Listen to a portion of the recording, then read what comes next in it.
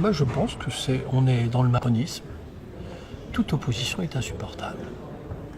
Sans raison, sont les sachants. Et lorsqu'on aborde le capitalisme de connivence, nous savons de quoi nous parlons.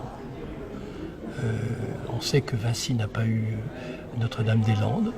On sait très bien que Vinci fait tout pour avoir Aéroport de Paris. On sait très bien que le président Macron, lorsqu'il était ministre, voulait déjà cette privatisation, qu'il a fait celle de Toulouse qui a été un échec. Et donc, lorsqu'on met ce gouvernement devant ses responsabilités, là c'est sacrilège. Là c'est insupportable. Et je maintiens, c'est un capitalisme de connivence. Regardez dans les cabinets, il y a des personnes qui ne travaillent, qui ont été embauchées que sur ces questions-là. Et donc, je maintiens que c'est un capitalisme de connivence.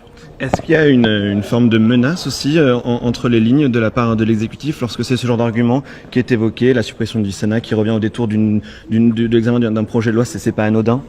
C'est pas anodin, c'est en gros, rangez-vous, sinon c'est la suppression du Sénat.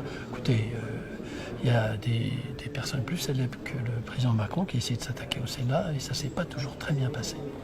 Et aujourd'hui, les Français s'aperçoivent une chose. Il n'y a qu'une opposition au gouvernement, c'est le Sénat. Et aujourd'hui, les sénateurs se sont comportés en contrôleurs du gouvernement. Ça fait partie de leur mission. Quand on contrôle le gouvernement, nous ne sommes pas d'accord avec le gouvernement sur ces privatisations. Non seulement nous avons le droit, mais lorsque nous dénonçons ces privatisations, on n'a pas à nous faire un chantage en disant « Faites attention, vous allez disparaître ». C'est quoi cela? Vous vous rendez compte? J'ai rarement vu, dans un hémicycle, des menaces aussi ouvertes. On sent un gouvernement aux abois.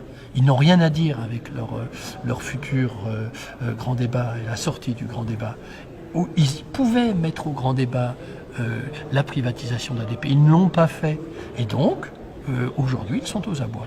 Un dernier mot pour évoquer cette initiative de parlementaires venus de la droite et de la gauche pour proposer un référendum d'initiative parlementaire. Ce serait le premier et vous seriez déjà 197.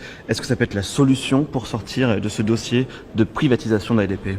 C'est la solution. Je pense que on aurait dû, dès le début, sur un sujet aussi sensible, consulter les Français. Il y a des moyens de le faire, de consulter les Français. Et donc, là, ce référendum d'initiative partagée par 197 parlementaires, vous avez entendu que certains n'avaient pas signé et ont dit dans leur intervention qu'ils signeraient. Et ensuite, il faudra 4,5 millions de Français qui signent cette demande de référendum. Et je vous prédis le résultat de ce référendum.